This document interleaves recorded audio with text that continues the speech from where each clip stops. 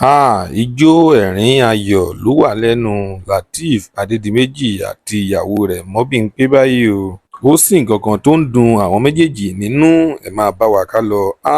Ijó ẹ̀rín ayọ̀ Lateef Adédìméjì àti ìyàwó rẹ̀. A sì ń gbọ́ wípé àwọn méjèèjì wọ́n ń dunnú báyìí o. A kò tíì mọ nǹkan tó ń dùn wọ́n nínú. Kí ni ẹ rò pé ó ń dùn Lateef Adédìméjì àti ìyàwó rẹ̀ Mobímpé? Kí ni ẹ rò pé ó ń dùn wọ́n nínú o? Ṣùgbọ́n ó dáa tí ẹni tó ń yọ̀ tó bá ti ń yọ̀ ká máa bá wọn yọ̀, torí wípé àwa náà fẹ́ kí ire tiwa náà kí ó dé o.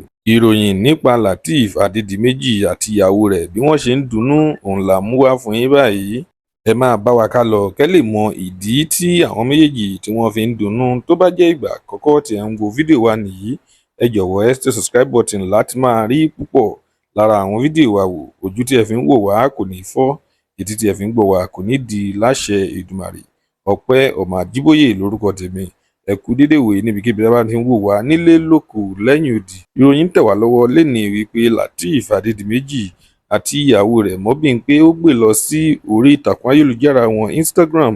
Ó ní wípé ó ní ẹyọ kan lòún béèrè fún, ṣùgbọ́n méjì lọ́lọ́run ṣe fún un. Kò tíì sí ẹnikẹ́ni tó mọ nǹkan tí ó béèrè tó jẹ́ wípé ẹyọ kan ni ó béèrè fún tí Ọlọ́run dẹ̀ fún ní méjì. Kò tíì sí ẹni tó mọ nǹkan náà o, ṣùgbọ́n a ó máa keep yín posted bí a bá ti mọ nǹkan tí Ọlọ́run ṣe fún ìdílé yìí. Ṣùgbọ́n bí Lateef Adédìméjì àti ìyàwó rẹ̀ Mobímpé bí àwọn méjèèjì bí wọ́n ṣe ń dunnú tí wọ́n ń yọ̀, ẹ jẹ́ ká máa bá wọn yọ̀ o, torí wípé àwa náà fẹ́ kí ire tiwa náà kí ó dé kánkán. Lónìí ìròyìn ní ṣókí tí a mú wá fún yín rèé. Tó bá jẹ́ ìgbà àkọ́kọ́ tí ẹ ń wo fídíò wa nìyí, ẹ jọ̀wọ́ ẹ tẹ subscribe button láti máa rí púpọ̀ lára àwọn fídíò wa wò. Ojú tí ẹ fi ń wò wá kò ní fọ́, etí tí ẹ fi ń gbọ́ wa kò ní di láṣẹ Èdùmàrè.